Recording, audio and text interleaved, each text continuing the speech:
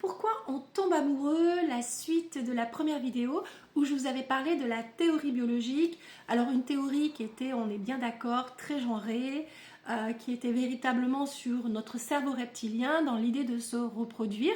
Donc c'était quelque chose d'assez assez basique. Néanmoins, on retrouve sur les réseaux sociaux pas mal d'hommes et de femmes qui recherchent dans un premier temps le physique. Là maintenant, je vais vous parler de la théorie des échanges.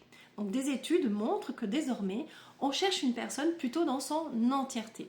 Au niveau social, au niveau d'une personne pour laquelle on pourrait avoir une forte admiration, dans l'idée que cette personne, elle vienne véritablement nous bonifier.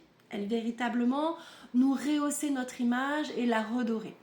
Alors bien entendu, dans le temps, c'est quelque chose qui ne dure pas parce que une fois que la période romantique est passée, ce que l'on appelle aussi plus simplement la lune de miel est passée, il y a dissonance et c'est très souvent à ce moment-là qu'il y a rupture et où on va chercher une autre personne.